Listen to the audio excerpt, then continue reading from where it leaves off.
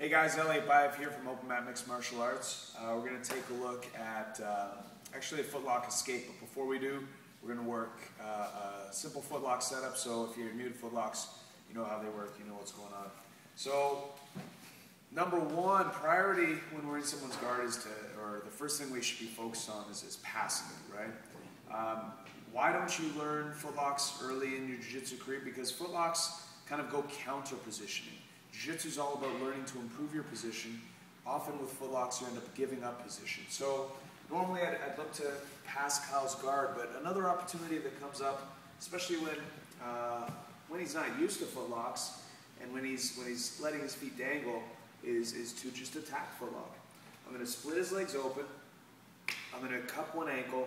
I almost want to kick him in the butt here as I step in here.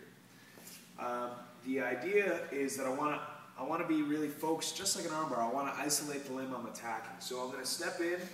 I'm not too worried about wrapping this up yet, but to keep it simple for yourself, you can have it already. Of course, I'm giving it away, so this is why I wouldn't do this normally. But we're going to step in, we're going to sit down, and by the time my butt hits the ground, this foot wants to come over.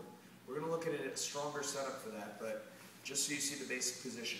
The idea here is that I'm squeezing my knees, isolating Kyle's leg. If he tries to sit up, this leg is here to kick him down. Now I got to be careful not to let this knee cross over too far. One, because he's got a stronger footlock on me, and certainly if we're talking about heel hooks, he's got a much stronger heel hook on me. But two, this starts putting lateral pressure on his knee, and this is why it's illegal in jiu-jitsu tournaments, because he can be injured. Guys have been injured just from coming to this position. So we got to be careful about that. I want to have my foot on his hip, pointed out, knees squeezed. Now from here, I want to be as close to his ankle as possible. There are lots of different grips. You can take like 30 different grips with the ankle. But the main idea is that I'm trying to bend his foot back and or add pressure up into his Achilles tendon. I want to keep my knees nice and tight.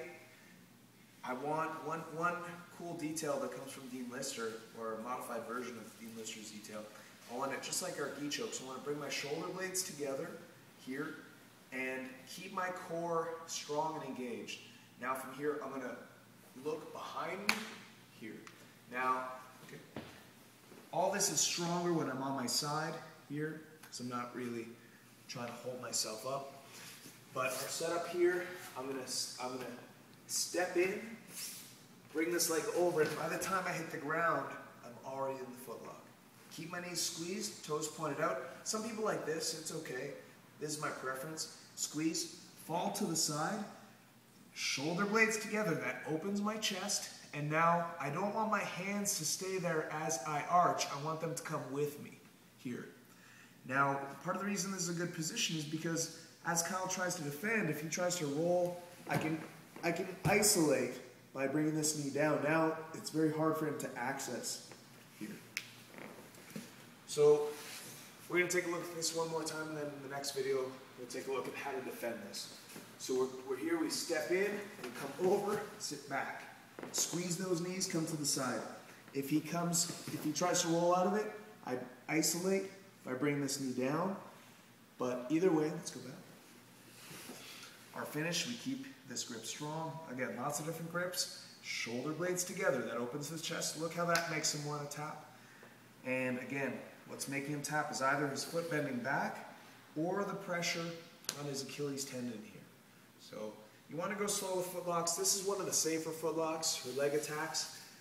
But in general, the danger with footlocks is that the pressure often comes on more with the knee than with the ankle, but the pressure often comes on before the person realizes it's time to tap.